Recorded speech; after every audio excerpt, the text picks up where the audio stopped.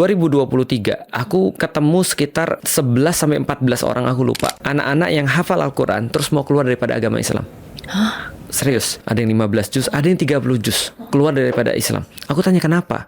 Ternyata mereka traumatis. Felix Yao atau yang dikenal sebagai Ustadz Felix adalah seorang penulis, pendakwah, dan pembicara yang aktif membagikan pemikiran tentang iman, makna hidup melalui berbagai buku serta kajian.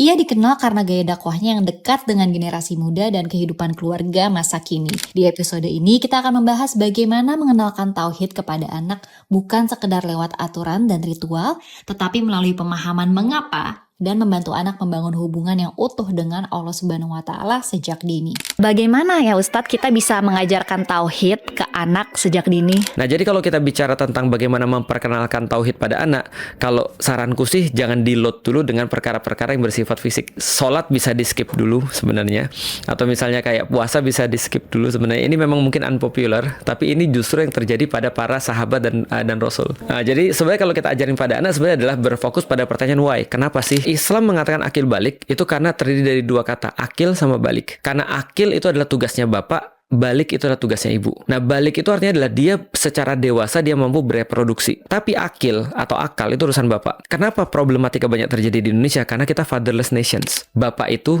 tugasnya justru ketika dia buka pintu rumah, bukan ketika dia di luar. Karena ketika dia di luar sebenarnya dia lagi istirahat. Saya udah 2 tahun tuh nggak puasa karena menyusui, melahirkan, dan sekarang mau puasa lagi tuh juga mikir ini kesibukan sebagai ibu tuh bisa nggak ya bikin aku maksimal, dan kadang bikin kita down. Dan ini banyak juga ternyata mama-mama lain yang relate. Gimana ya Ustadz?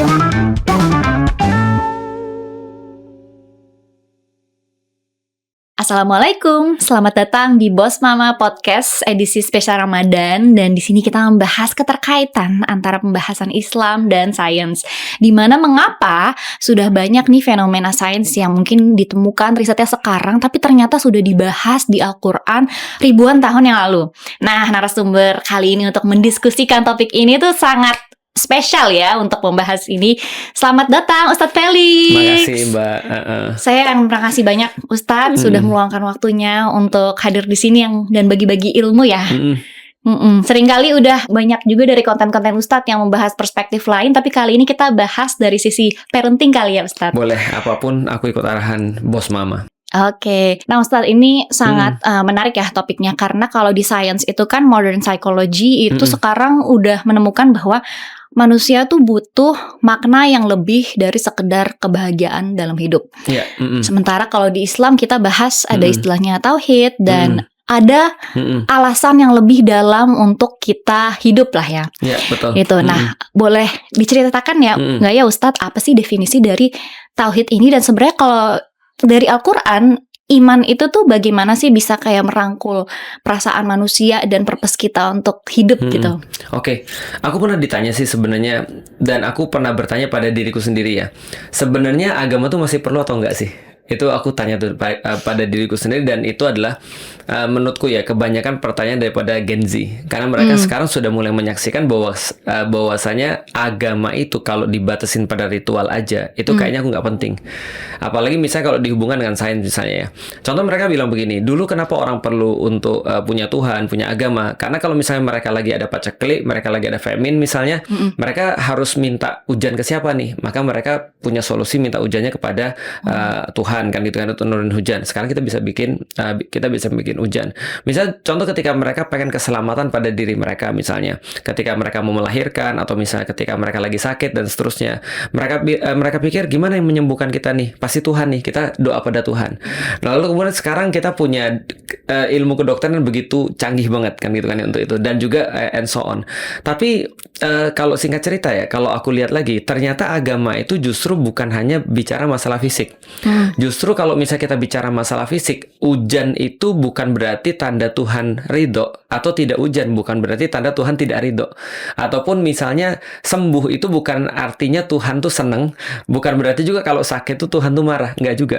Ternyata justru kalau kita lihat di dalam agama itu, agama adalah bagian daripada cara respons terbaik kita kepada kehidupan sebenarnya. Nah, artinya adalah justru kalau aku pelajari Islam, itu sebenarnya tentang benefit yang kita bisa dapat secara psikis sebenarnya ketimbang secara fisik sebenarnya. Misalnya contoh ya, yang sederhana ya, bulan puasa misalnya. Ya ayyuhalladzina amanu kutiba alaikumusiyam. Bagi orang-orang beriman diperintahkan pada kalian untuk berpuasa. Berpuasa itu adalah aktivitas fisik. Kalau kita berpikir puasa itu adalah aktivitas fisik, harusnya akhirnya kan adalah aktivitas fisik juga, atau resultnya adalah aktivitas fisik juga. Ternyata enggak. Tapi resultnya adalah la'allakum tattaqun. Itu adalah aktivitas non fisik atau psikis. Oh, seperti apa tuh? Nah, psikisnya adalah orang-orang menjadi bertakwa. Dia lebih hati-hati dalam sesuatu, dia lebih terus kemudian pay attention, dia lebih mindful dalam sesuatu. Ini adalah hasil orang-orang yang berpuasa. Maka kalau ada orang-orang yang berpuasa cuma dapat fisik, misalnya dalam tanda kutip, misal ya, ada orang puasa niatnya adalah diet. Misalnya, dia dapat secara fisik, dia mungkin turun berat badan. Tapi misalnya kalau dia tidak dapat secara psikis, maka sebenarnya ini adalah orang-orang yang nggak dapat apa-apa, kata Rasulullah. Nah, artinya agama ini kalau bisa kita katakan justru adalah sangat perhatian pada aspek psikis sebenarnya. Bahkan mungkin seluruh agama itu aspek psikis. Misalnya contoh lagi, aku coba ambil contoh lagi ya. Di dalam Al-Quran juga Allah sampaikan bahwasanya Adam dan Hawa ketika dia di surga, terus diturun ke dunia, mereka kayak nyampein bahwasanya mereka tuh bingung. Kalau kita turun ke dunia nanti kayak apa? Kita nggak tahu apa-apa. Allah katakan nanti aku turunkan Al-Quran. Nah, siapa yang pakai Al-Quran ini atau agama dalam tanda kutip, malah fala khaufun alaihim walahum yahzanun. Dia tidak akan pernah merasa takut dan dia tidak akan pernah merasa sedih. Pertanyaan sederhana, kalau Mbak lihat anak zaman sekarang kira-kira banyak penyakit fisik atau psikis? Psikis. Betul. Aku banyak banget punya teman-temanku penyakit psikis, minimal OVT. Aku baru tahu OVT itu overthinking. Aku baru tahu sih. Aku overtime atau apa? Istilah zaman now ya, Ustadz. Kita harus catch up terus yang itu betul. banyak. Aku baru tahu juga sih overthinking. Nah, ternyata overthinking itu cuma dua. Yaitu adalah overthinking karena sesuatu yang dari luar dan overthinking karena sesuatu dari dalam. Nah, Islam menyederhanakan kalau kamu pakai Al-Quran atau agama, kamu bisa jadi tidak akan takut dan tidak akan sedih. Takut adalah sesuatu yang datang dari luar. Harus ada sesuatu yang bersifat pemantiknya, triggernya. Sedangkan sedih itu adalah sesuatu yang dari dalam. Itu adalah rasa yang muncul aja. Makanya orang bilang aku merasa kayak sendiri nih, padahal kita lagi rame gitu misalnya. Atau misalnya aku merasa kayak aku kayak punya valueless, padahal aku lagi sibuk nih. Tapi kok aku nggak merasa bahwa ada makna di dalam kerjaanku. Maka anak-anak Gen Z kan gitu kan ya. Ketika dia merasa nggak balance antara work and life-nya, lantas kemudian mereka ya sadar aja aku nggak nyari uang, aku nyari makna. Makanya ada penelitian terakhir. Anak-anak Gen Z itu tidak mau naik jabatan. Oh, saking memang kayaknya kalau saya bisa bilang lebih kritis juga ya, secara holistik diperhatikan ya. Benar. Karena mereka merasa nggak worth. Jadi udah sampai tahap gak peduli jabatan nih, benar Ustadz ya? Betul. Jadi ketika mereka bilang kalau aku jadi manajer aku nggak worth deh kayaknya. Kenapa? Karena load kerjaku ternyata lebih berat daripada waktu hidupku. Artinya mereka pikir kita berhak dong nyari makna bahagia kita sendiri dan seterusnya. Nah, itu justru menjadi highlight di dalam agama. Nah, itu untuk pendahuluan tuh begitu tuh. Luar biasa ya Ustadz. Jadi makna agama tuh sebenarnya lebih dalam lagi, fundamental, lebih mengisi jiwa manusia yang memang kita butuh isi. Kali ya. Dan mungkin ini juga sedikit sharing ya. Ini kan bulan Ramadan baru aja mulai. Saya aja tuh ngerasa ya, mungkin kalau kita biasanya punya habit pengen usaha untuk khatam Quran nih di bulan Ramadan. Tapi misalnya, dan dari situ kan, oh ya kita coba dulu nih ya. Terus di awal-awal saya merasa nih, kan sekarang saya lagi sering bahas tentang doom scrolling, bikin waktu tuh jadi cepet berlalu dan kayaknya gak habis buat apa-apa. Dan kita tuh malah makin burn out gitu pikirannya. Tapi kan dengan membaca Al-Quran, dengan Ramadan ini membawa kita untuk baca Quran, sebenarnya manfaat yang saya dapat itu mindfulness-nya juga dapat loh Ustadz, dibandingkan saya scrolling. Rasanya kalau baca Al-Quran tuh kok waktu terasa lebih lama ya, lebih lambat, dan kayaknya tuh secara psikis kayak lebih mindful dan lebih adem ya pikiran. Itu real saya alami loh. Padahal ini ibaratnya baru awal-awal ya. Ya itu memang biasanya kalau ada orang-orang baca Al-Quran kan, sudah baca banyak, ternyata masih waktunya segitu-gitu aja. Gitu. Bener-bener itu bahkan coba di stopwatch. Kalau kita bandingin sama stopwatch doom scrolling social media tuh udah beda banget gitu rasanya. Aku pernah ngetes sih Mbak. Aku ngetes seberapa mampu media sosial tuh kontrol aku. Oh, gimana tuh eksperimennya Ustaz? Eksperimennya begini. Kan aku kan dengar cerita tentang doom scrolling tadi ya. Iya. Lalu terus kemudian ketika aku dengar, aku bilang, masa sih aku bisa kena itu gitu maksudnya. Kan aku kan orangnya sangat ngerti dengan apa yang aku perlukan, apa yang harus aku lakukan dan seterusnya.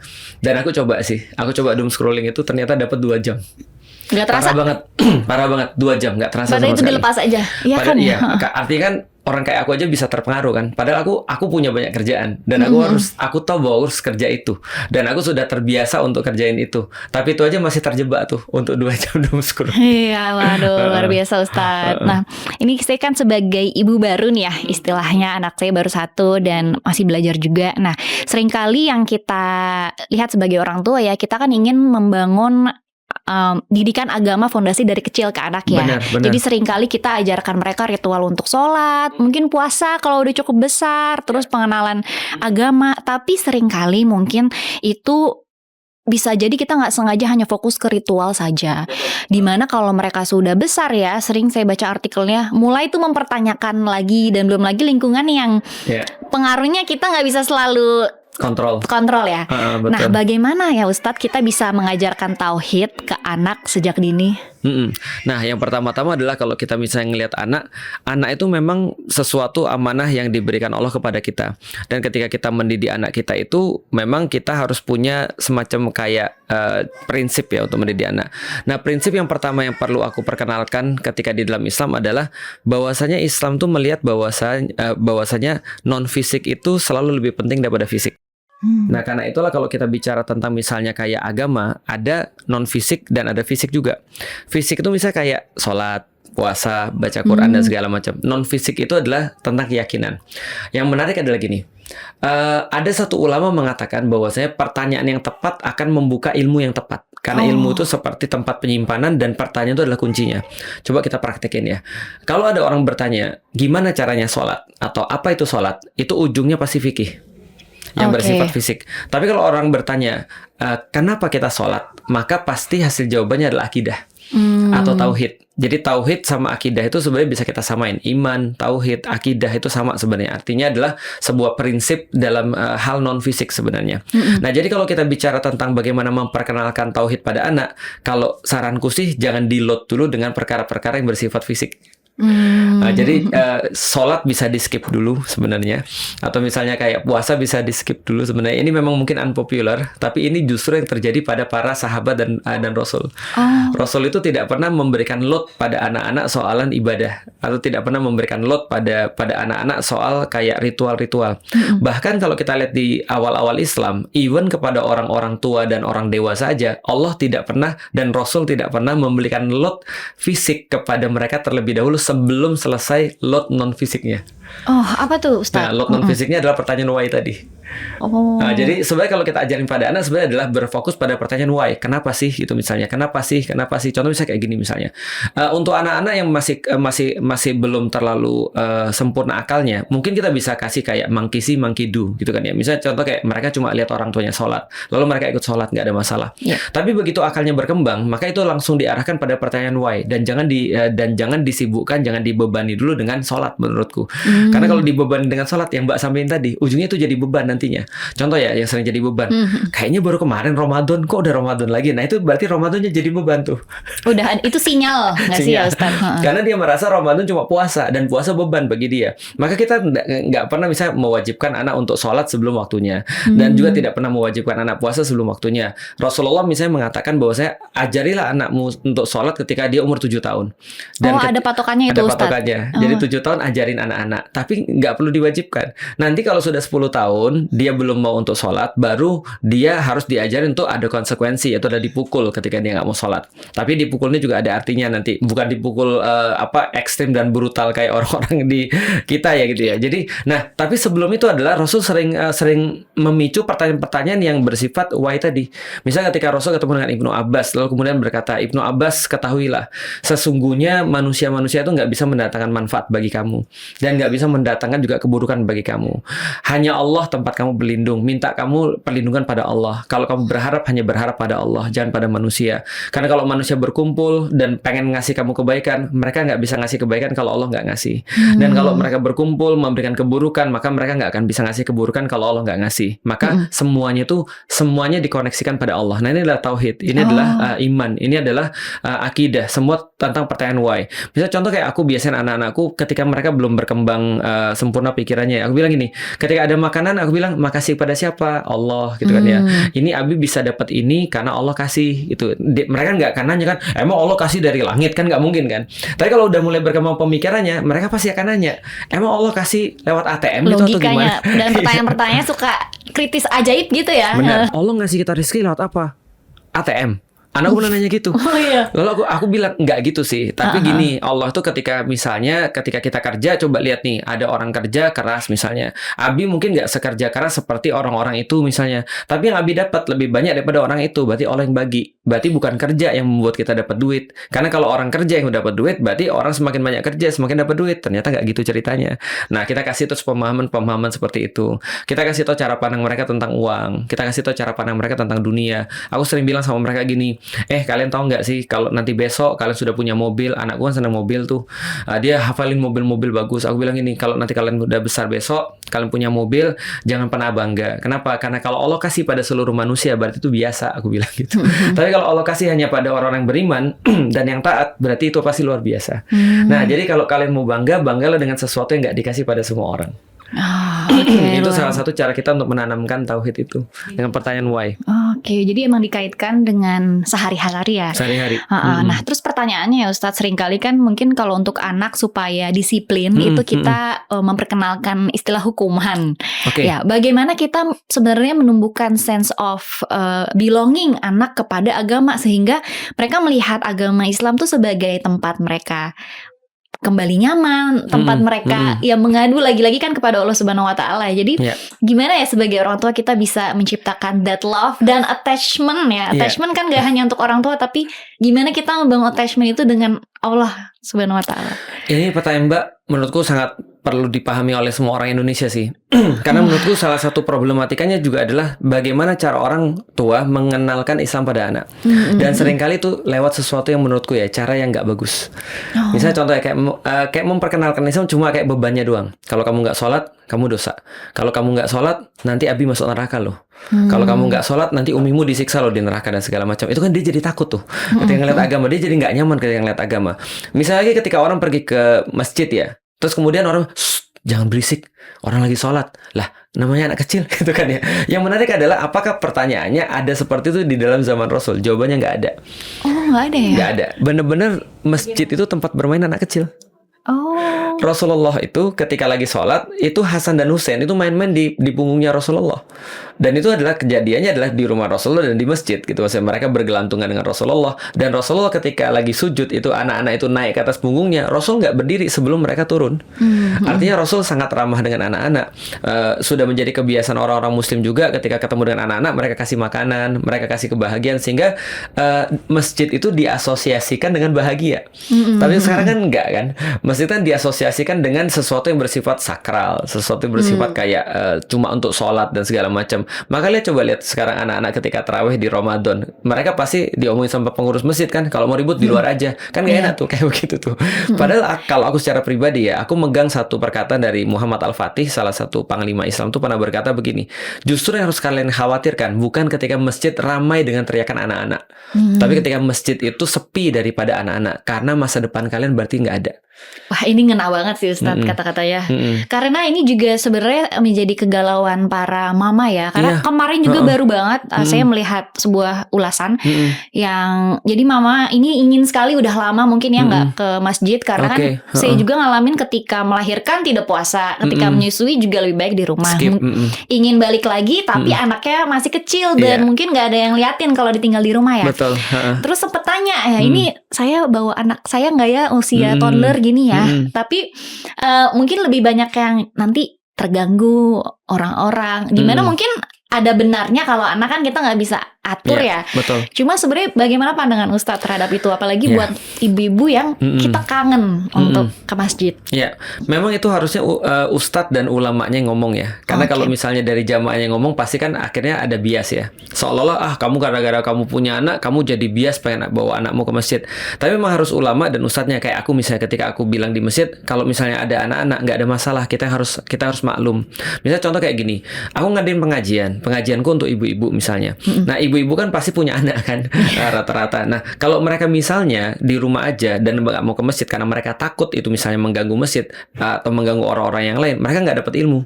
Dan ketika mereka nggak ada ilmu, nanti anak-anak mereka nggak bisa diatur. Pada ujungnya masalah itu balik lagi ke aku dong. Ketika anak-anaknya ada masalah ini, ada masalah itu, ustadznya lagi yang masalah, masyarakat lagi yang masalah. Jadi dari masyarakat harus ngerti bahwasanya pertama anak-anak itu adalah sesuatu yang normal. Namanya anak-anak itu biasa gitu kan ya. Makanya mereka kan harusnya lebih banyak dengar tentang hadis Rasul tadi bermain dengan anak-anak. Ketika lagi sujud terus anak-anak naik ke atas, terus kemudian anak-anak melakukan apapun gitu kan ya di masjid dan seterusnya. Nah, kita juga pertama harusnya itu. Nah, yang kedua kalau memang umatnya ataupun masjidnya sudah siap untuk misalnya ada anak-anak, biasanya mereka akan nyari jalan tengah. Contoh misalnya kayak menyiapkan tempat untuk anak-anak main. Oh ya, itu misalnya. juga sistem nggak sih Ustadz? Sistem. Karena kita yang menyiapkan fasilitas juga. Betul. Jadi masjidnya ramah anak-anak gitu kan ya. Misalnya tidak ada tempat-tempat yang bisa buat mereka jatuh dan segala macam, sehingga ketika ibu-ibu lagi sholat pun merasa nyaman ketika di situ. Dan yang berikutnya adalah ibu-ibunya sendiri. Memang betul sih, memang harus tahu diri juga dalam tanda kutip.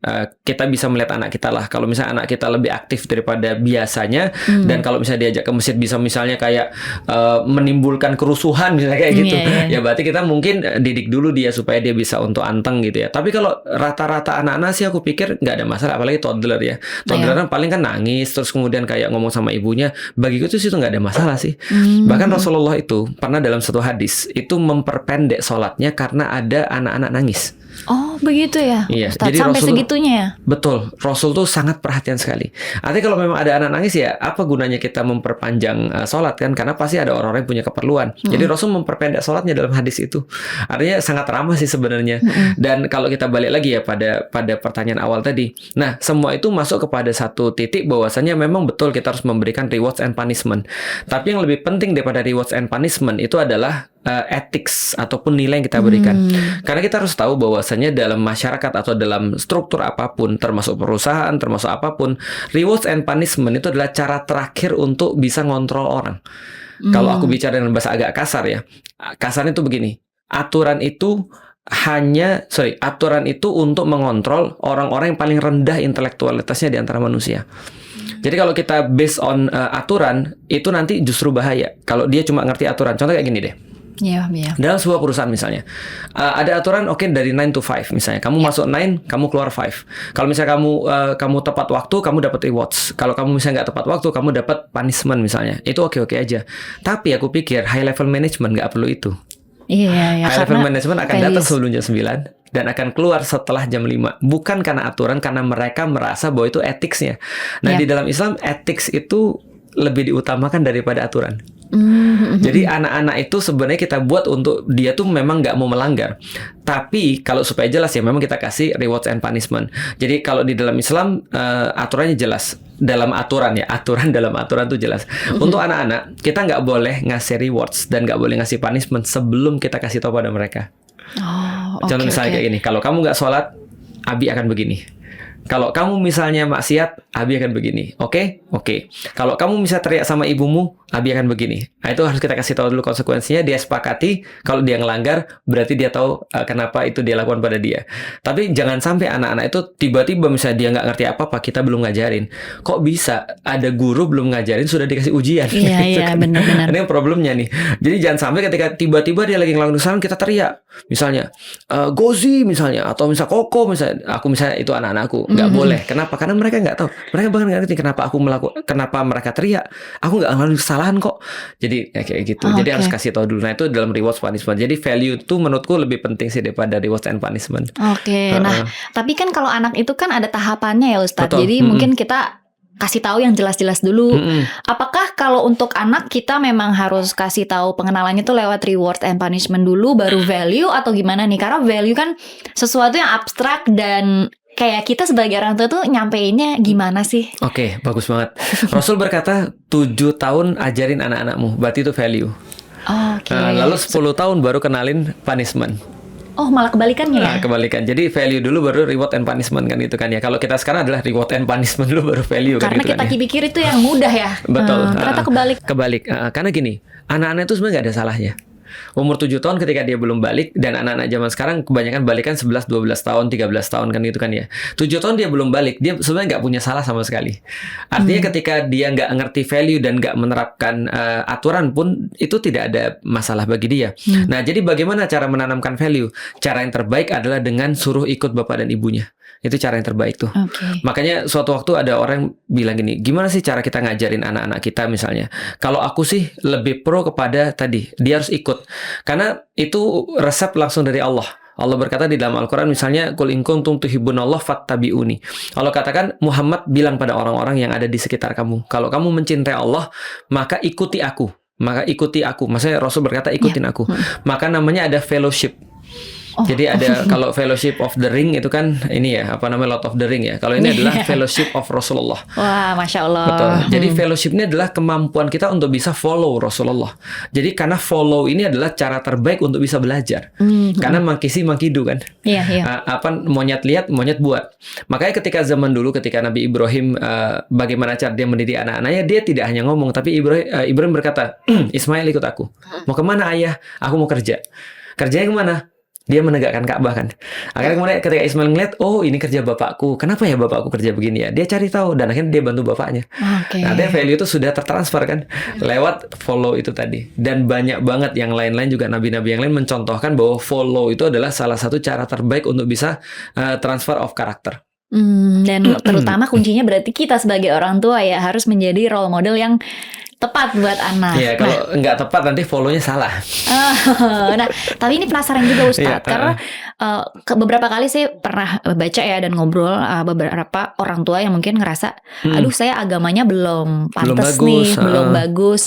Gimana saya mau ajarin ke anak? Jadi kita merasa belum ada kepantasan gitu. Tapi kan sebenarnya we should start somewhere gitu ya. Betul. Ustadz. Kira-kira kalau ada yang berpikiran seperti itu, baiknya gimana ya Ustadz?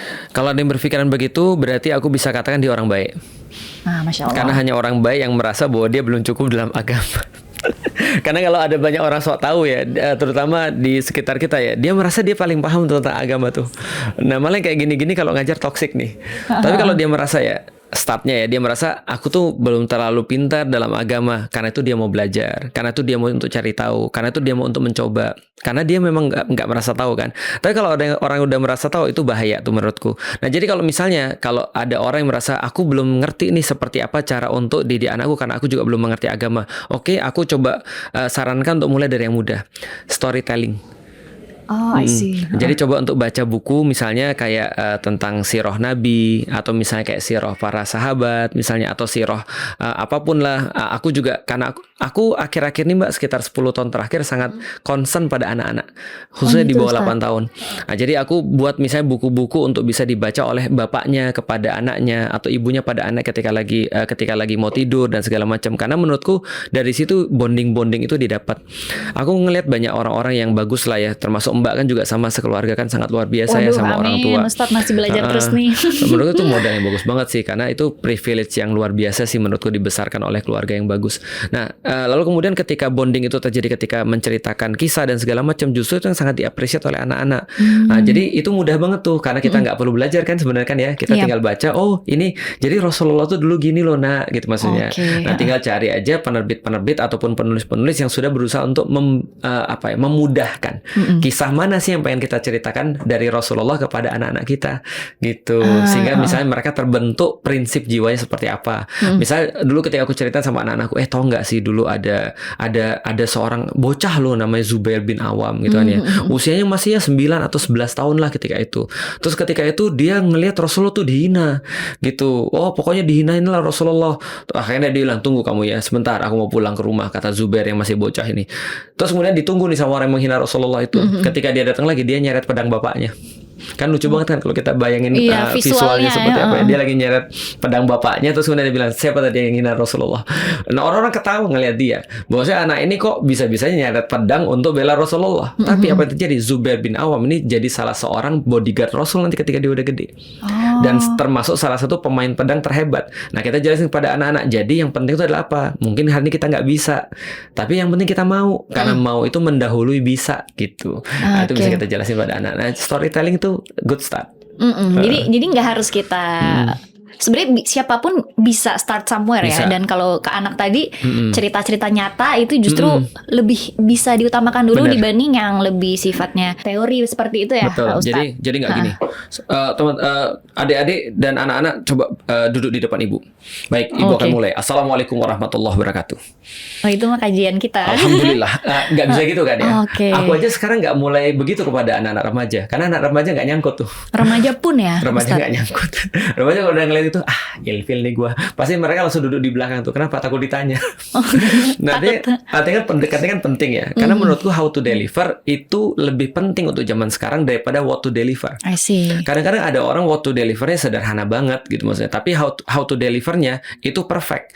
I Maka see. itu bisa lebih bermanfaat daripada orang-orang yang what to delivernya sempurna, tapi how to delivernya nyebelin.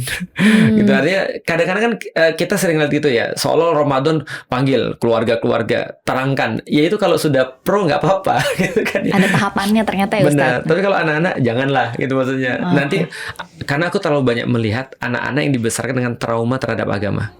Oh, bagaimana tuh Ustadz? Karena ini tadi kayak nyambung juga ke pertanyaan saya yang Iya. awal ya, kayak ketika anak tumbuh besar dekat dengan agama, di mana itu Iya. hal yang bagus ya, tapi ternyata ketika besar ada hal-hal pertanyaan yang muncul nih, ternyata Betul. itu tidak selalu menjamin. Nah, Oke. bagaimana pandangan Ustadz dan apa tuh yang dimaksud dengan trauma? Oke, kita bahas coba dikit ya. Aku nggak tahu Mbak seperti apa, tapi mungkin menurut kebanyakan orang ya.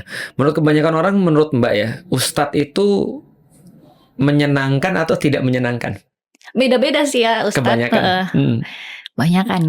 Mungkin sebenarnya bagus yang disampaikan, tapi kadang ya Membosankan. kalau kita merasa saya belum pantas nih, Ya. ada rasa-rasa gitu Oke. kalau tidak tepat. Mbak Saya pernah merasa dijudge nggak sama Ustadz Wah, atau sama orang? itu pernah sih. Pernah ya? Sering nggak dijudge? Sering juga. Nggak enak kan? Nah, itu salah satu contoh pandangan orang tentang ulama atau pemuka agama. Dia ngejudge. Yang kedua, misalnya contoh ya kayak gini. Pesantren, itu bagus atau enggak? Bagus. Kebanyakan. Ternyata enggak sih. Contoh ya, aku bisa kasih tahu. Aku kasih tahu buktinya. Orang tua ngomongnya gini. Kalau kamu bandel, kamu masuk ke pesantren loh. Oh iya, Ya ada kan? kalimat kesannya kok hukumannya. Berarti ini Ustadz, kayak ya? penjara kan ya. Jadi pesantren itu dikonotasikan jelek karena memang tadi kan gitu kan ya. Akhirnya agama ini juga sama dikonotasikan jelek jadi kayak traumatis. Contoh kayak gini misalnya. Aku percaya atau nggak percaya, 2023 aku ketemu sekitar 11 sampai 14 orang, aku lupa. Anak-anak yang hafal Al-Qur'an terus mau keluar daripada agama Islam. Serius. Gitu Mereka Ustadz, segitunya Ustadz. Segitunya. Udah hafal Al-Quran loh, itu ada udah yang 10 luar juz, biasa. ada yang 15 juz, ada yang 30 juz keluar daripada Islam. Aku tanya kenapa? Ternyata mereka traumatis. Karena mereka merasa bahwa mereka dipaksa untuk melakukan itu. Mereka nggak tahu why, kenapa sih kita harus ngafalin gitu. Tapi mereka sekadar dipaksa karena orang tuanya mungkin ya orang tua zaman sekarang banyak yang hijrah ya Mbak ya. Banyak yang awalnya nggak ngerti Islam terus hijrah. Setelah hijrah mereka pengen anaknya Islami dong. Jadi mereka dapat kayak beban daripada orang tuanya gitu. Padahal mereka nggak ngerti kenapa mereka harus melakukan itu. Nah jadi orang tuanya mungkin belum menyampaikan kenapa kamu harus ngafalin Quran, tapi sudah memaksakan mereka untuk menghafalkan Quran. Dan kita tahu segala sesuatu yang dipaksa jadinya nggak bagus. Jadi anak-anak ini merasa ketika mereka mau nanya sesuatu dijudge. Pak, kenapa kita harus menghafalkan Quran? Kamu Muslim bukan sih? Pak, Tuhan itu Allah ya? Iya. Kenapa Allah tuh minta disembah? Kamu jangan ngomong gitu loh. Kamu kan Muslim. Itu contoh kalimat yang judge. Contoh pamali kan kata orang. Terus kemudian kenapa Tuhan kita nggak misalnya ya yang lain aja? Terus dibilang sama bapaknya, ini ceritanya nyata. Kamu kan sudah hafal Al-Quran. Coba baca surat Al-Baqarah ayat ini. Lihat tuh orang-orang Yahudi, kenapa mereka dilaknat Allah? Gara-gara banyak tanya. Terus mereka diam kan. Nah anak zaman sekarang, kita tahu. Mungkin itu bisa works pada boomers. Boomers, pertanyaan hidupnya selalu what? Apa yang harus kita lakukan? Apa yang harus kita lakukan? Apa harus kita lakukan? Anak-anak milenial, aku milenial. Walaupun kelihatan aku lebih tua kayaknya ya.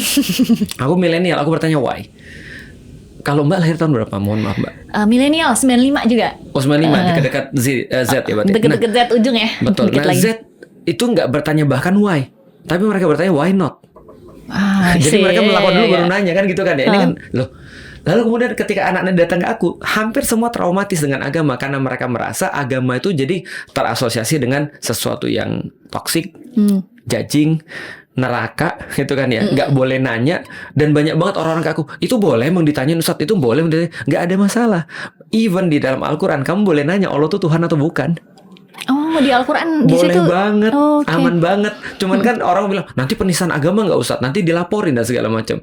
Karena tadi image yang pengen dibentuk agama tuh mengerikan. Ustadz tuh sakral, nggak punya salah, sehingga kita nggak boleh ngelawan Ustadz. Kita nggak boleh misalnya kayak mempertanyakan Ustadz dan segala macam. Nah, ini menurutku adalah sesuatu yang terlihat sekarang. Apalagi kasus-kasus yang muncul, orang-orang yang belajar agama kok malah begini. Misal contoh guru agama hafiz Quran kok malah terlibat misalnya kayak kekerasan seksual atau pelecehan seksual. Ulama atau kiai mohon maaf, ulama atau kiai kok malah korupsi misalnya dan segala macam. Nah, akhirnya orang bisa ngeliat benar kan, mendingan gak usah beragama aja deh. Nah, itu sebenarnya itu harus dihapusin dulu traumatis itu.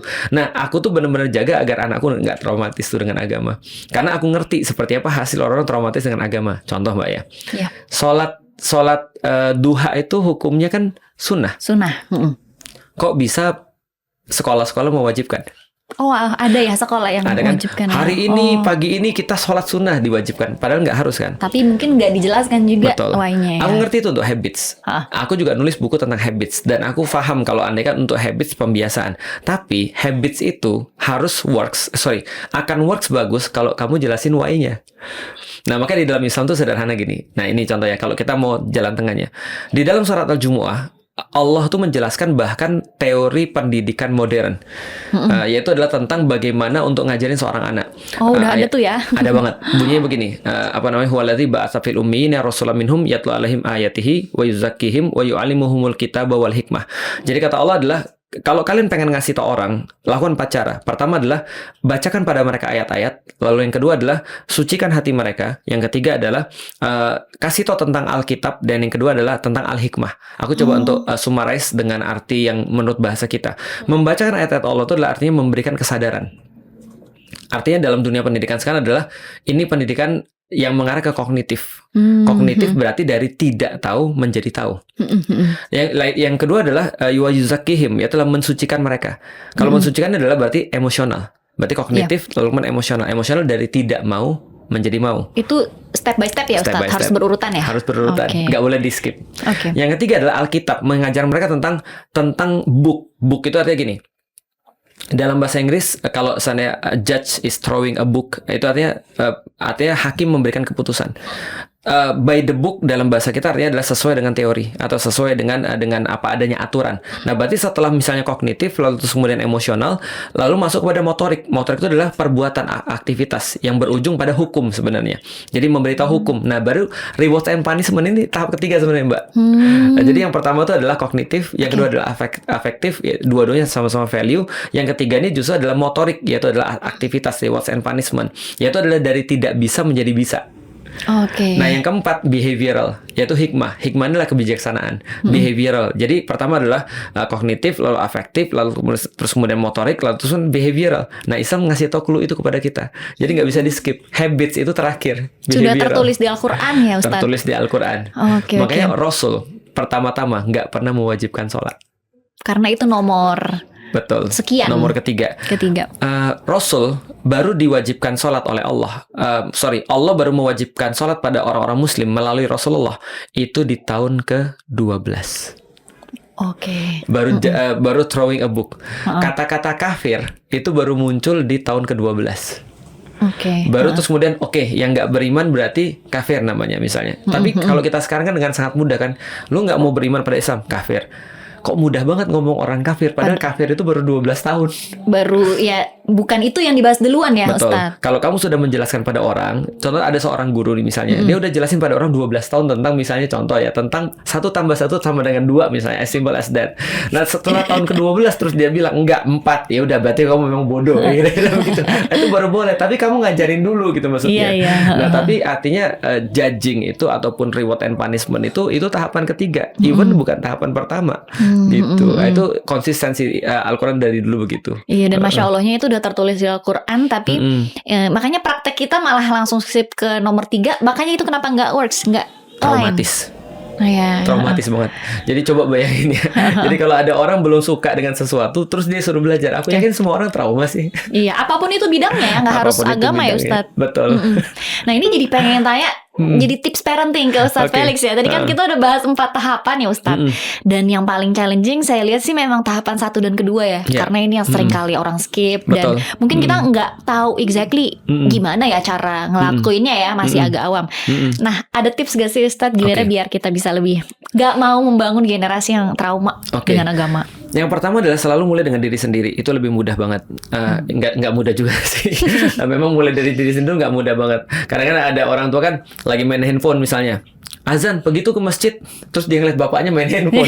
Ya, gimana dia bisa terus kemudian yakin untuk pergi ke masjid? Nah, artinya itu adalah salah satu adalah diri kita sendiri. Kalau aku secara pribadi sih, aku lebih kepada pertama tadi follow ya. Aku tipsnya adalah untuk anak perempuan maupun anak laki-laki, terutama anak perempuan. Aku menyarankan minimal sebulan sekali bagi seorang ayah. Itu dia pergi sama anaknya. Minimal sebulan sekali. Jangan bawa yang lain, sendiri aja. Quality time ya. Betul, kamu bisa ngobrol sama dia, kamu bisa tahu apa maunya dia, dan kamu bisa connect sama dia. Nah, sebelum itu aku pengen ngasih value dulu sebelum tips and trick ya. Manusia itu akan terjadi akil balik. Kalau kita berarti kan ini sudah dewasa lah ya. Islam mengatakan akil balik itu karena terdiri dari 2 kata, akil sama balik. Karena akil itu adalah tugasnya bapak, balik itu adalah tugasnya ibu. Nah, balik itu artinya adalah dia secara dewasa dia mampu bereproduksi. Berarti ibunya yang ngurus agar, mohon maaf nih, seluruh organ tubuhnya itu berfungsi sempurna. Gizi itu urusan ibu. Iya. Lalu menjaga agar organ-organ tubuhnya sempurna itu urusan ibu. Misalnya contoh kayak ngasih makan, mandiin dan segala macam itu urusan ibu. Tapi akil atau akal itu urusan bapak. Nah, kenapa problematika banyak terjadi di Indonesia? Karena kita fatherless nations. Karena kita merasa bahwa bapak itu adalah tugasnya nyari kerja. Nyari kerja. Bapak Nyari itu nafkah ya, nyari Ustaz. nafkah. Kalau nyari kerja itu orang Indonesia kebanyakan. Lalu nyari nafkah kan ya. Nah, tapi ketika dia sudah pulang ke rumah, dia merasa tugasnya selesai. I see. Padahal justru tugas bapak itu adalah akil. Makanya sekarang kita temukan banyak orang-orang yang sudah mampu bereproduksi secara dewasa, tapi nggak punya akal. Artinya nggak ada remnya. Akal itu kan sebenarnya simpelnya adalah rem untuk kita melakukan sesuatu. Contoh ya, aku pengen makan, tapi itu kan punya orang. Aku nggak bisa dong, nah itu akal. Ini kan cantik, tapi ini kan bini orang. Nggak boleh dong, nah itu akal. Nah, anak-anak juga sama. Begitu mereka mampu untuk ngerem sesuatu, maka mereka sudah punya akal. Karena perbedaan antara anak-anak dengan orang dewasa adalah anak-anak nggak punya rem. Mereka berbuat apapun yang mereka suka, dan it's okay, karena mereka belum akil balik. Belum tahapannya. Nah, jadi itu adalah pertama-tama menurutku Indonesia, andaikan bapak-bapak lebih banyak mengambil porsi dalam pendidikan, insya Allah setengah masalah Indonesia itu selesai. Yakin aku 100%. Setengah masalah udah nih Ustadz. Atau kalau nggak semuanya. Oke. Yakin aku 100%. Kenapa? Karena justru yang terjadi adalah bapak-bapak tidak bisa memberikan patron itu. Padahal patron yang terbesar terjadi pada bapak-bapak. Ini aku kasih contoh di dalam Al-Quran. Mbak tahu nggak sih kalau seandainya Nabi Yusuf itu tidak pernah punya quality time sama bapaknya? Nggak tahu itu ada di Al-Quran Ustadz. Ada. Gimana punya quality time orang Nabi Yusuf aja ketika masih kecil udah dibuang kan? Dia kan dibuang ke Mesir kan karena gara-gara saudaranya iri sama dia kan. Nah, artinya pertanyaanku sederhana. Coba lihat ya, dia nggak punya quality time, tapi hidupnya bener banget. Jadi artinya parenting orang tuanya itu berhasil banget. Padahal nggak punya quality time karena dari umur 11 atau 12 dia udah dibuang ke Mesir. Nggak pernah ketemu sama orang tuanya. Tapi efek pendidikan orang tuanya sebelum itu bertahan bahkan sampai dia ketemu cewek yang dia digoda cewek itu untuk berzina dan dia bilang aku nggak mau. Itu karena dia bayangin wajah bapaknya, dan ketika dia bayangin wajah bapaknya, dia nggak mau buat bapaknya kecewa. Nah, coba bayangin ya, kalau ada rem kayak gini di antara orang-orang Indonesia, misalnya ada bapak yang begitu terus kemudian mendalam banget efeknya kepada anaknya, sampai anaknya benar-benar aku nggak mau buat bapakku kecewa. Sebenarnya itu ya. Coba bayangin, padahal itu cuma ditanemin berapa tahun kepada Nabi Yusuf. Nah, aku pikir kenapa aku bilang setengah kalau nggak seluruh masalah Indonesia selesai, karena memang problematika itu bukan pada ibu. Ibu itu mewariskan genetika untuk ya somatik sama terus kemudian intelektual juga. Tapi bapaknya yang sebenarnya untuk untuk mengenhance itu. Coba lihat lagi ya. Di dalam Al-Quran, Allah sampaikan bahwasanya salah satu cara orang-orang merusak manusia atau setan merusak manusia adalah dengan menghancurkan bibit dan menghancurkan lahan pertanaman. Nah, siapakah itu lahan pertanaman? Itu adalah ibunya. Bibit adalah bapaknya. Artinya, memang betul sih, kalau seandainya bibit itu kalau sebagus apapun tanahnya nggak bagus akan rusak. Tapi kita harus tahu bahwa bapak itu ketika dia punya bibit itu potensi untuk anak itu jadi tumbuh dewasa seperti itu dari bapaknya. Nah, jadi kalau bapaknya misalnya contoh ya, pulang, urus tuh anakmu. Ah itu harus hati-hati tuh. Nah, kita harus kasih tahu sebelum kita kasih tips dan trik ya. Kita harus kasih tahu bahwa bapak itu tugasnya justru ketika dia buka pintu rumah, bukan ketika dia di luar. Karena ketika dia di luar sebenarnya dia lagi istirahat. Oh, dan kebalik selama ini pemahamannya. Dan Tolong ini diubah. analoginya juga sesuatu yang berbeda ya, Ustadz. Orang Turki bilang gini, ketika mereka baru pulang dari jihad ya, perang ya, bayangin ya, baru pulang dari perang jihad nih, itu kan berat banget tuh. Berat banget tuh. Mereka bilang gini, kami sebenarnya sedang pulang dari jihad kecil kepada jihad besar ketika buka pintu. Karena istri-istrinya dalam tanda kutip rewel gitu kan ya, mungkin gitu kan ya, dan perlu terus untuk juga dijaga dan diurus, dan anak-anak. Artinya bagi seorang bapak sebenarnya ketika dia keluar rumah itu adalah the lesser part. Karena yang utama justru adalah ketika dia di rumah. Aku mau nanya nih, ini mohon maaf ya, ini banyak filosofi. Nanti kita akan masuk ke tips dan trik deh. Tapi kalau udah paham insya Allah beres. Betul, Aku mau Ustadz. nanya nih, untuk apa orang cari duit? Untuk bisa menghidupi hidup kita? Betul. Nih aku mau tanya lagi. Tapi Mbak andaikan Mbak seorang laki-laki ya, andaikan ya. Andaikan Siap, Ustadz, kita bayangkan. Bayangkan ya, simulasi ya. Kalau Mbak seorang laki-laki dan Mbak aku tanya, Mbak, kalau Mbak dikasih duit 100 miliar setiap sebulan sekali. Waduh. Jangan pikirin dari mana. Pokoknya Mbak punya duit 100 miliar. Mbak mau kerja nggak sebagai seorang laki-laki? Harusnya sudah enggak, karena udah bisa fokus ke keluarga, karena udah cukup bisa jalan. Bagus. Berarti kenapa kita kerja? Karena kita nggak punya sesuatu untuk ngidupin mereka. Andai kan kita punya untuk ngidupin mereka tanpa batas, dan kita bisa milih kita nggak kerja dong. Iya. Berarti kerjaan utama kita adalah di rumah. ngurus keluarga. Karena kita kerja juga untuk keluarga. Tapi karena itu tidak mungkin terjadi kalau kita kecuali kalau kita punya duit, maka kita kerja. Artinya ini cuma perantara untuk bisa ngurusin keluarga sebenarnya. Nah, itu harusnya di mindset bapak-bapak tuh. Jadi ketika dia pulang, dia harus tahu bahwa dia lagi kerja itu sebenarnya. Tadi itu lagi istirahat. Itu job utamanya justru di rumah ya. Benar. Nah, dari situ aku baru bisa bagi tips and trick. Tadi sebulan sekali Mbok ya kasih yang ngobrol dengan anak-anak, terutama yang perempuan. Terus kemudian ketika terjadi sesuatu dia harus pertama kali muncul. Ketika misalnya anak-anak melakukan kesalahan, jangan ngumpanin ibunya, gitu kan ya. Sana urusin tuh anakmu, karena dia nggak mau, gitu kan ya, dan segala macam. Nah, dia harus jadi yang pertama, dan termasuk pendidikan terhadap istri itu juga kewajiban suami. Berat banget dong jadi suami. Memang iya, kan kamu laki-laki. Iya. Kalau misalnya kamu nggak mau begitu ya, itu bukan laki-laki. Karena laki-laki di dalam Al-Quran itu adalah dikatakan qawwam. Qawwam itu seperti pilar. Atau kolom kalau di dalam arsitektur. Nah, kolom tuh nggak mungkin bisa untuk berhenti mengambil beban. Karena kalau dia berhenti mengambil beban, ambruk tuh seluruh bangunan. Runtuh udah semuanya ya. Nah, itu tips dan triknya, itu salah satunya itu. Yang berikutnya adalah ya tadi ikutin tadi sebenarnya pergi bareng-bareng itu termasuk follow sih sebenarnya sih. Nah, itu tips dan triknya. Dan kalau aku ya secara pribadi aku lebih suka untuk mengambil tadi cerita-cerita untuk jeritan pada mereka. Misalnya contoh ya, 2 tahun terakhir ini banyak banget yang aku didik pada anak-anakku tentang Palestina. Oke, iya. Dan kita tahu kan itu adalah pembelajaran terbaik. Menurutku itu adalah the greatest show on the world. In the world. Kenapa? Karena itu benar-benar kayak ngajarin semua manusia seperti apa cara jadi manusia yang benar-benar punya pertahanan diri yang sangat kuat. Benar-benar realita yang kita benar-benar bisa dapat ambil pelajaran ya. Betul. Buat Kenapa anak. aku bilang the greatest show? Bayangin ya. Tiba-tiba ada orang barat bilang begini. Coba perhatiin. Aku tinggal di Amerika, aku punya seluruh fasilitas, aku punya seluruh yang aku perlukan. Tapi aku ternyata anxiety. Coba lihat orang-orang yang ada di sana. Mereka nggak punya apapun yang mereka perlukan, tapi mereka tetap punya kewarasan.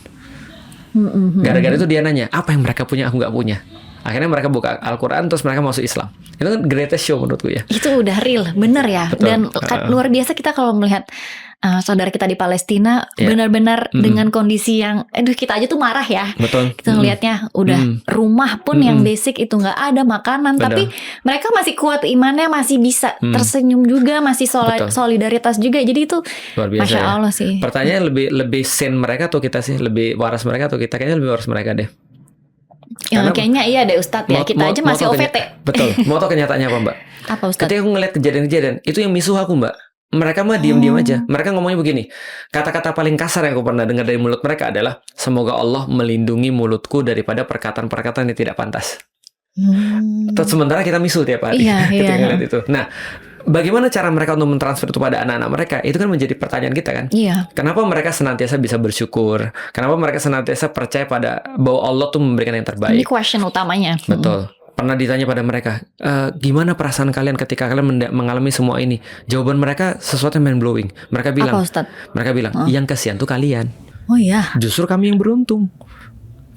Di satu sisi kita memang sedih, tapi di satu sisi kita juga harus memang senang sih ketika ngeliat mereka, karena mereka sendiri yang bilang, mereka bilang kalian yang sebenarnya kesian, kami yang beruntung. Kenapa? Kalian nggak tahu jalan tol ke surga lebih banyak dari sini, mereka bilang gitu. Kalian nggak tahu bahwasanya kalian diberikan ujian, karena kami ketika diberikan gini, kami jadi lebih dekat dengan Al-Quran. Sedangkan kalian nggak diberikan ujian dan kalian jauh daripada Al-Quran. Artinya mereka bilang justru semuanya tuh terjajah kecuali kami, karena pikiran kami bebas.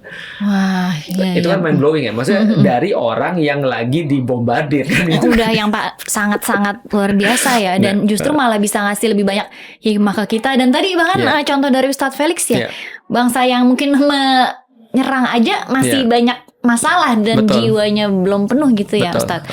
Dan gimana itu Ustadz menyampaikan pesan itu ke pada anak-anak ya? Aku ceritain mereka. Coba kalian lihat, aku puterin video. Misalnya ketika ada seorang, ya biasalah namanya siblings ya. Nanti kalau Mbak punya anak lagi pasti nanti akan ribut biasanya.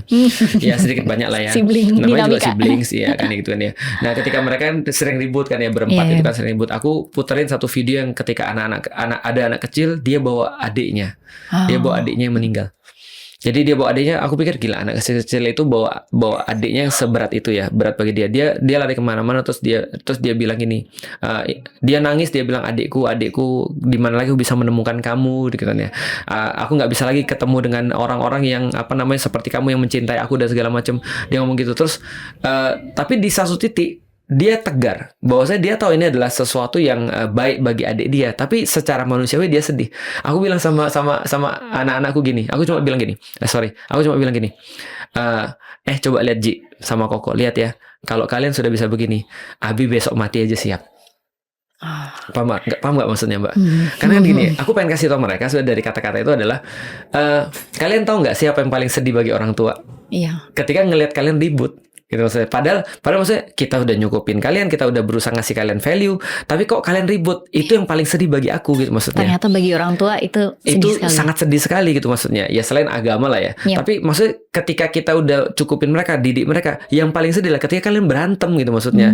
Urusan yang sepele gitu maksudnya. Nah makanya aku pengen bilang, kalau kalian bisa kayak gini nih, maksudnya benar-benar saling sayang kayak gitu, aku mati besok juga nggak apa-apa.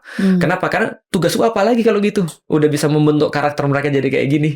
Oh, satu yang perlu aku sampaikan, pendidikan di dalam Islam bukan transfer of knowledge, tapi transfer of karakter.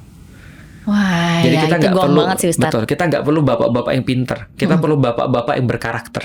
Dan itu yang kayaknya yang dibutuhkan dunia sekarang ya Ustadz, karena orang pintar itu banyak, tapi yang mencampurkan pintar dengan karakter yang baik itu sedikit. Ya Ustadz. Contoh ya, aku nonton sih aku nonton podcastnya Mbak sama keluarga. Wah, Masya Allah, terima kasih Ustadz. Jadi malu nih saya nih. Iya, tapi aku bisa ngambil hikmah yang luar biasa. Karena Papa Bear pendidikannya kan nggak setinggi teman-teman kan? S2 sih. S2 kan? Ustadz. Berarti nggak setinggi teman-teman kan? Atau tidak se-impact teman-teman kan? Artinya apa? Kita tidak perlu bapak-bapak yang pintar untuk menghasilkan anak-anak yang pintar, tapi itu bapak-bapak yang berkarakter. Karena karakternya akan menghasilkan pintar kan gitu. Contoh, aku punya guru Profesor Abdul Fatah Al-Awaisi. Dia profesor. Berarti ya sudah selesai lah pendidikan. Dia 30 tahun meneliti tentang hubungan luar negeri khusus untuk Palestina. Oh, luar biasa penelitiannya luar biasa. Ya. Dan dia ditanya siapa tokoh yang paling berpengaruh dalam hidupmu. Dia bilang ibuku. Pendidikan ibunya tahu nggak apa Mbak? Apa? Nggak berpendidikan.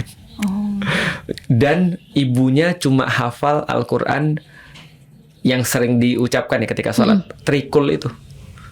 Qul huwallahu ahad, qul a'udzu birabbin nas. Trikul ya singkatannya. Betul. Iya. Artinya aku yakin, coba nanti di track. Iya. Apakah bapaknya Papa Bear itu juga berpendidikan yang sama? Aku yakin nggak juga. Jadi artinya menurutku ya, karakter itu yang menghasilkan orang-orang pintar. Tapi orang-orang pintar belum tentu menghasilkan orang-orang berkarakter. Nah, di dalam Islam transfer of karakter, bukan transfer of knowledge. Dan gimana nih kita sebagai orang tua bisa fokus ke transfer of karakter itu dengan kita menjadi contoh yang baik dulu, atau kan mencontohkan biar anak ikut nih, tapi biar sustain gitu ya karakter baiknya tuh. Nah, aku pengen simulasi kalau gitu. Menurut Mbak apa sih quotes yang paling diingat dari papanya? Papa nggak bisa meninggalkan kalian harta, tapi Papa bisa meninggalkan kalian pendidikan. Gunakan itu untuk mencapai kesuksesan sendiri. Oke, sudah kuduga pasti berkaitan dengan itu. Nah, itu namanya prinsip hidup yang akan dibawa pada apapun. Termasuk ketika dia mengalami pilihan-pilihan sulit, pastinya. I see. Ketika pilihan sulit, dia akan buktiin bahwa itu adalah karakter yang pengen dia wariskan. Lihat aku dan bagaimana aku memilih dalam situasi ini. Karena inilah adalah karakterku yang perlu kalian tahu.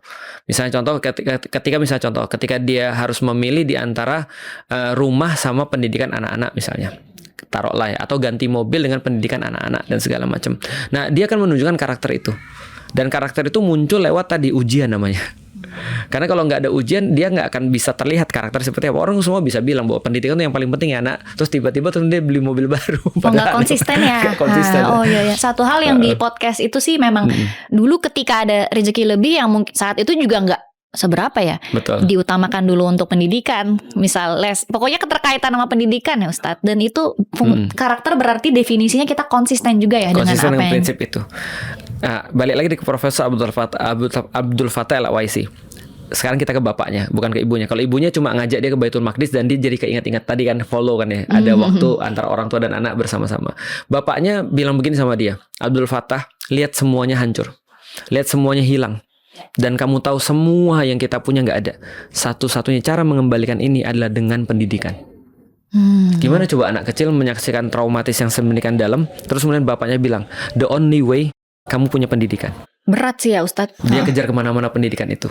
Aku juga sama ketika bapak ibuku juga sama bilang begitu. Artinya aku lahir bukan dari keluarga yang berada, tapi setidaknya bapakku bilang pendidikan itu penting dan dia nunjukin itu. Walaupun aku sendiri yang akhirnya gagal sih karena aku pendidikan cuma S1.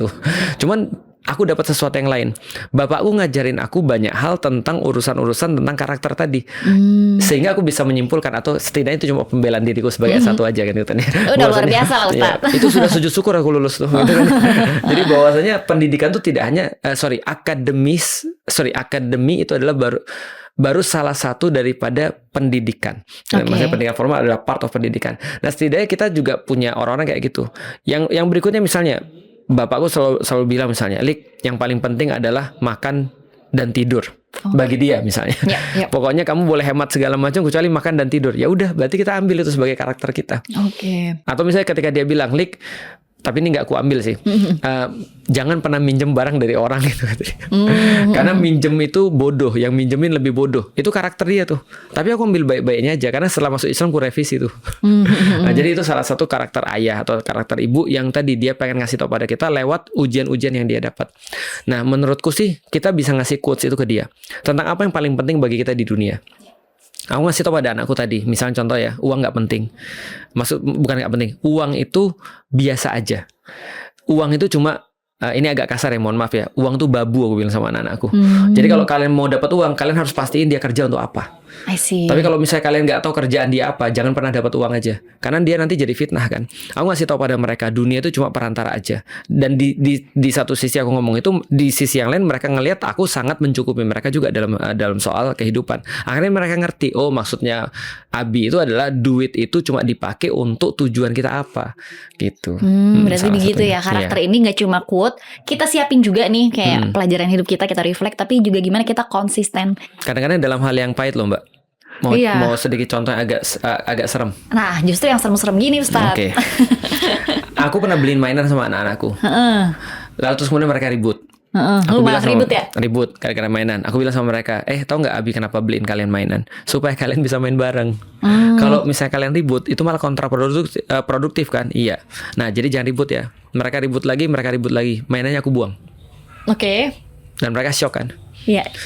Dan mereka mungkin mikir ini harganya kan mahal dan segala macam. Aku bilang nggak peduli. Kenapa? Yang aku peduli adalah mainan ini sudah nggak manfaat lagi, malah dia kontraproduktif. Nah itu sama kayak cara aku bilang tadi tentang dunia kan. Yang uang tadi juga. Betul. Ya Ustadz. Kalau uang bermanfaat ambil. Kalau nggak bermanfaat itu justru untuk apa tuh? Nah jadi itu konsisten. Artinya aku ngasih tahu mereka bahwasanya ingat ya, yang kalian mau dapat dari sini tuh apa. Nah kalau nggak dapat ngapain aku fasilitasin itu maksudnya. Jadi aku sampai se-ekstrem itu sih. Jadi meaningnya tuh lebih dalam lagi ya Ustadz. Harus ini benar-benar banyak banget sih menurut saya. Ini parenting style yang harus dicatat. Ya ini parenting Romusha nih kayaknya. Gak habis-habis kayak kalau dibahas ya. Nah ini berhubung juga masuk ke bulan Ramadan ya Ustadz. Dan sering ada curhatan. Dan aku pun ya kayak aku aja gak usah jauh-jauh ya. Saya udah 2 tahun tuh nggak puasa karena menyusui, melahirkan, dan sekarang mau puasa lagi tuh juga mikir ini kesibukan sebagai ibu tuh bisa nggak ya bikin aku maksimal, dan kadang bikin kita down. Dan ini banyak juga ternyata mama-mama Ya. lain yang relate. Gimana ya Ustadz, Oke. ada pesan nggak nih buat kita para Ya. mama yang ingin kembali beribadah maksimal, Ya. tapi kadang dengan kesibukan kita tuh suka ada guilt. Itu baru satu ya, baru satu anak kan ya. Baru belum Istriku- 4. Nah, istriku 4 dan dia libur Ramadan berapa tahun gitu. Oh iya bener Nah, lagi. jadi akhirnya dia punya utang waktu itu sudah mencapai 90 harian lebih kayaknya. Karena tadi kan, karena apa namanya? Hamil menyusui kan gitu kan ya. Sangat produktif sekali gitu ya. Nah, tapi gini yang perlu aku sampaikan. Tapi ini agak susah ya. Oke, aku mulai dari yang lebih mudah dulu. Haid, ketika dia lagi haid kan nggak sholat. Oh iya. Kebanyakan anak-anak berkata ketika bulan Ramadan juga, misalnya perempuan-perempuan muslimah nanyain aku, Ustadz, kita kan nggak bisa maksimal nih dalam Ramadan karena kita haid nih. Jadi apa ya tips dan triknya ketika kita lagi haid supaya kita tetap dapat pahala? Aku senyum lalu bilang gini, aku tanya sederhana, kalau kamu pas lagi haid kamu sholat gimana? Dosa Ustadz. Nah kan kamu tahu. Berarti kalau misalnya pas kamu lagi haid kamu nggak sholat, itulah ibadahnya. Jadi sebenarnya dia lagi Gitu, we. Iya betul, dia nggak lagi disconnect dengan Allah, justru dia lagi connect banget dengan Allah. Karena ikut peraturan. Benar. Nah. Karena dia dalam kesadaran penuh bahwasanya ini Allah yang minta. Jadi jangan merasa ketika dia lagi haid dia disconnect sama Allah, justru dia lagi dalam ketaatan pada Allah. Itu yang pertama tuh.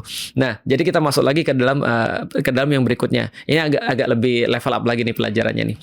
Istriku pergi umroh. Oke. Padahal istriku setiap tahun umroh bareng aku. Salah satu hal yang pernah kejadian pada dia yang pernah aku alami adalah dia pernah pergi umroh sampai di sana haid, sampai pulang Berarti full. Wah itu nggak ini pergi ke next masjid. level sih Next Ustadz ya. level. Karena coba bayangin Mbak, aku coba bayangin itu istriku, gimana dengan yang lain yang nabung, benar-benar nabung dapat uang segitu yang mungkin nggak setiap tahun dia bisa umroh, lalu sampai sana dia haid dan nggak bisa pergi ke masjid. Sedih banget dong. Orang istriku aja uring-uringan banget. Iya. Padahal dia nggak tiap tahun kebayang pergi lah. umroh, dia bisa mikir tahun depan bisa ke sini. Tapi uring-uringan banget, benar-benar uring-uringan banget Mbak. Bad mood Bad atau mood gitu ya banget. Ustadz Dan ya. sulit banget cara aku jelasin. Aku Oke. jelas pada dia, Dek, kamu kan sudah sampai di sini nih. Emang kamu pikir Allah cuma ada di masjid? Enggak. Emang kamu pikir Allah cuma ada di Ka'bah? Enggak. Allah tuh ngelihat kamu. Dan ketika Allah tahu bahwa kamu susah hati karena kamu nggak bisa pergi ke masjid dan sholat seperti orang-orang yang lain, itu kamu bakal dapat pahala lebih banyak daripada orang-orang yang bisa untuk umroh dan terus kemudian bisa untuk ke masjid tiap hari. Dan toh kamu tetap bisa umroh kan? Iya, tapi cuma sekali aku pengen ke masjid. Iya, aku paham. Nah, keinginanmu tuh akan diganjar oleh Allah. Masya Allah. Tapi Ustadz. sulit banget, aku tahu sulit banget, aku yakin. Apalagi orang-orang yang tadi kan ngumpul duit setahun atau 2 tahun atau berapa tahun untuk pergi umroh sampai sana haid. Lah gimana ceritanya kan gitu kan ya. Nah oke, kalau gitu kita balik ke puasa. Berarti Mbak tahu nggak sih pahala terbesar menurutku ya yang Allah bisa berikan kepada seorang perempuan. Salah satu pahala terbesar, bukan pahala terbesar ya. Salah satu pahala terbesar yang bisa Allah berikan pada perempuan adalah ketika perempuan tuh melakukan sesuatu yang berkaitan dengan keibuannya atau kemampuan atau potensi keibuannya. Contoh, coba lihat ya. Di dalam Islam kalau ada seorang perempuan melahirkan, maka ketika dia mulai merasakan sakit ketika pembukaan itu, atau kapanpun dia merasakan sakit ketika dia lagi berat atau segala macam, maka malaikat-malaikat beristighfar buat dia. Ketika dia sakit yang katanya seperti berapa tulang patah itu, 23 atau berapa tulang patah itu, maka dosa-dosanya itu mengalir semua keluar daripada diri dia. Dan ketika dia melahirkan anaknya, maka sebagaimana anaknya lahir dalam keadaan fitrah, ibunya balik dalam keadaan fitrah. Masya Allah. Nggak terjadi pada laki-laki kan? Iya, itu ya menjadi ibu peluang Betul. ibadah terbesar. Betul. Artinya laki-laki nggak pernah dikasih chance untuk ngapusin seluruh dosa-dosanya dengan cara seperti itu. Nah, artinya secara fisik ketika rahimnya itu berfungsi lalu kemudian melahirkan anak, itu Allah memberikan ampunan luar biasa pada ibu-ibu itu. Artinya ketika seorang ibu itu melakukan aktivitas-aktivitas keibuannya, itulah ibadah terbesar seorang ibu. Masya Allah. Artinya ya. Secara nggak langsung sudah menjawab. Benar. Artinya ketika Mbak ketika menyusui atau ketika lagi hamil, khawatir dengan keselamatan janin misalnya, lalu Mbak nggak berpuasa, itu justru ibadah yang lebih besar daripada puasa. Karena nanti kan Mbak juga akan qadha di waktu yang lain kan. Jadi dapatnya double tuh ibadahnya. Nah, cuman kan sulit menjelaskan ini pada orang ya. Pengennya ibadah gitu. Ya itu udah ibadah gitu. Gimana Iya, ceritanya? Oke, aku coba cerita sedikit lagi. suatu waktu ketika aku lagi mau ngisi kajian, ketika aku masih di kampus, aku mau ngisi kajian, aku excited banget Mbak, karena kajiannya bukan orang-orang biasa, orang-orang penting semua nih. Aku udah nyiapin materi, bener-bener nyiapin materi jauh sebelumnya, aku rehearse terus dan segala macam. Mbak tahu sebelum hari H-1, aku badanku anget, meriang, aku minum obat dan aku ternyata alergi, mataku bengkak. Makin parah ya Ustadz ya? Makin parah, mataku bengkak sampai tinggal segaris doang. Padahal ini aja udah sipit, gitu kan ya. Terus tinggal segaris doang, nggak bisa pergi kemana-mana gitu kan ya. Dalam keadaan alergi banget. Tahu nggak aku bilang apa sama Allah? Apa nih Ustadz? Ya Allah, kenapa harus sekarang banget? Kenapa nggak kemarin-kemarin? Kenapa nggak setelah aku kajian? Karena aku jadi nggak bisa ngisi. Kamu kan tahu aku kan mau ngisi kan untuk kamu. Kenapa aku dikasih sekarang cobaan ini? Aku nggak bisa ngisi. Kesel banget rasanya tuh. Terus tiba-tiba ada yang ngomong dalam hatiku, goblok lulik gitu kan. Kenapa? Emang lu bener nih melakukan sesuatu karena Allah? Iya, aku melakukan karena Allah. Lah, kalau kamu sekarang nggak jadi ngisi kajian dan bersabar karena ujian yang Allah berikan, kamu udah dapat pahala tanpa kamu ngisi loh. Paham nggak sih Mbak maksudnya? Iya. Artinya aku pikir, iya juga ya kenapa terus aku merasa bahwa ini adalah sebuah kerugian. Toh ini juga justru sebuah kebaikan. Kenapa? Karena aku dikasih justru sakit ini supaya aku sabar.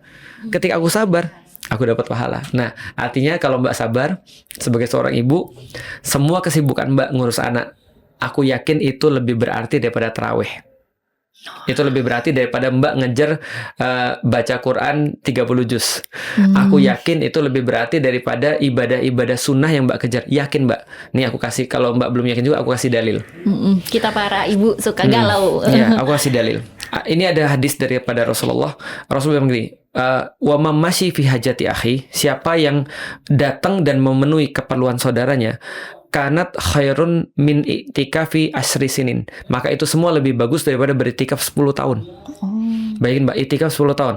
Waman itikafu yauman, kata Rasul, siapa padahal yang itikaf 1 malam aja, ibtigo ali wajhillah, untuk mencari ridha Allah, ja'alallahu bainahu wa bainan nari salasa khanadik. Ketika dia beritikaf 1 malam aja karena Allah, maka Allah jadikan antara dia dan neraka ada 3 parit. Berarti simple math, 365 kali 10, setahun kali 10 tahun kali 3 parit. Nah, 1 parit berarti sejauh apa? Abad mimma baina khafikoin, lebih jauh daripada langit dan bumi. Silakan dikalikan aja. Berarti sudah sejauh itu kita daripada api neraka. Artinya apa? Orang pikir itikaf ibadah terbaik. Betul. Itikaf itu salah satu ibadah terbaik di bulan Ramadan. Tapi Allah pengen ngasih tahu pada kita melalui Rasulullah, kalau kamu punya hajat-hajat tertentu, misal ngelihat orang susah kamu bantu dan kamu nggak itikaf karena itu, Allah ganti dengan pahala 10 tahun itikaf. Itu baru bantu orang susah loh Mbak. Mbak melakukan kewajiban sebagai seorang ibu. Bayangin pahala seperti apa yang Mbak dapat di bulan Ramadan lagi. Jadi jangan galau. Masya Allah, ini kayak kalimat dan langsung ya dari Al-Quran ya Ustadz. Itu penghiburan hadis. yang dari hadis ya. Kalimat penghiburan yang perlu didengerin semua ibu kalau menurutku. Betul. Karena seringkali kita merasa ngurus anak dianggap nggak produktif, kurang ibadahnya maksimal pas Ramadan, karena ngurus anak juga merasa bersalah. Jadi menurutku ini kalimat yang sangat perlu sih didengerin para ibu-ibu dan kita internalize. Aku nulis buku judulnya Wanita Berkarir Surga. Mungkin sama kayak filosofi bos mama ya. Karena aku nulis Wanita Berkarir Surga itu intinya adalah bahwa ibu itu sebuah karir juga sebenarnya. Bahkan menurut karir terbaik. Mbak pernah nonton nggak sih yang orang buat sosial eksperimen? Yang apa nih Ustadz? Tentang ada orang yang di interview. Jadi ada orang di interview kerjaan, ditanya, kamu mau kerja di sini? Oh tentu, saya lagi nyari kerja. Jadi gini, kami punya kerjaan yang bagus banget. Ini adalah pengawal VVIP. Dia bilang ini pengawal VVIP dan sekaligus kamu menjadi orang-orang yang provide semua keperluan dia VVIP ini. Jadi kalau dia mau dipijit, kamu harus mijit. Kalau dia diajak ngobrol, kamu harus ngajak ngobrol. Ketika dia sakit, kamu harus temenin. Ini pengawal VVIP banget. Terus ditanya, kalau gitu, oke. Kira-kira kita punya cuti nggak? Mohon maaf, kita nggak bisa ngasih cuti. Nggak ada cuti sama sekali. Pokoknya 7 hari dalam sepekan kamu harus hadir 24 jam. Pengawal VVIP ini. Terus ditanya, gila ini perusahaan macam apa nih? Gitu kan. Ditanya digaji berapa nggak gitu ya? Terus ditanya ditanya digaji berapa? Nggak ada. Itu orang langsung marah. Bener-bener ada orang, silakan nanti dicari nih sosial. Marah-marah. Perusahaan macam apa ini? Nah, saya bisa laporin ke sini segala macam. Dalam bahasa Inggris tentunya. Terus kemudian dia bilang, emang menurut kamu nggak ada yang mau ini? Siapa yang mau kerjaan kayak ini? Terus dia bilang, ibu. Itu pada nangis semua tuh. Karena kita pikir ya juga ya. Iya. Pikir kita kayak gini, kalau andai kan ibu kita itu bekerja dengan gaji UMR lah misalnya. Gaji UMR misalnya 40 jam sepekan itu misalnya taruhlah sekarang berapa ya? 6 juta ya atau something, aku lupa UMR 5 atau 6 juta lah. Berarti 40 jam 6 juta. Bayangin mereka kerja sepekan 24 jam dan mereka harus dalam tanda kutip ya Standby. bukan standby tapi mengalah dengan apa yang menjadi dream mereka karena mereka tahu dream mereka itu tidak berhenti tapi dititipkan kepada anaknya untuk sesuatu yang lebih besar. Aku pikir sih ya nggak adil sih kalau ya, makanya aku kesel banget ketika ada orang bilang gini, ada orang doktor S3 sebenarnya bilang pada ibunya itu, aku pengen fokus ngurusin anak, terus dibilang gini, eman banget, sayang banget. Aku bilang, jadi gini ya, kita perlu ibu-ibu yang pintar lebih daripada bapak-bapak yang pintar. Oh. Serius. Karena harusnya sih kebangkitan Islam itu akan muncul dari ibu-ibu yang pintar. Makanya aku sekarang jarang ngisi bapak-bapak. Aku ngisi di masjid, itu ngisi ibu-ibu. Karena aku ngerti kalau ibu-ibu ini pintar, insya Allah nih anak-anak pintar semua nih. Karena anak-anak akan benar-benar ditentukan sama ibunya. Gitu maksudnya. Nah artinya kalau menurutku ya, harusnya ya, justru kalau kamu mau jadi ibu rumah tangga, please, kamu harus lebih tinggi pendidikannya daripada yang lain. Tapi kalau misalnya cuma mau jadi admin doang itu nggak perlu setinggi ibu rumah tangga. Harusnya sih. Tapi kalau di admin dan ibu rumah tangga, ya berarti dia harus punya ilmu yang lebih tinggi lagi. Betul. Ini Gitu. luar biasa menurut saya Ustadz, karena benar-benar meng-highlight pentingnya, krusialnya dan seberharga itu peran seorang ibu. Jadi ya kadang tapi realitanya kita masih suka ngerasa bersalah, ngerasa nggak produktif. Tapi enggak ya, salah tadi semua udah ada di kontradiksi ya oleh Ustadz Felix ya. Aduh nggak terasa nih Ustadz, percakapan kita udah panjang banget. Kalau nggak diberhenti ini kayak lanjut terus nih Sampai karena buka puasa ya. sampai buka puasa ya, luar biasa Ustadz. Nah kalau begitu nih saya pengen ucapin terima kasih banyak Ustadz. Siap. Sekaligus mungkin apakah tadi kan udah saya lihat tuh obrolannya tuh sangat align dengan mission Boss Mama ya. Kita pengen kasih tahu bahwa hidup kita sebagai individu nggak berhenti kok setelah jadi ibu, dan kita bisa menjadi bos versi diri kita sendiri. Nah ada pesan gak nih Ustadz yang mau disampaikan? Ya, karena aku juga adalah seorang karyawan dari CEO, istriku kan adalah bosku gitu ya.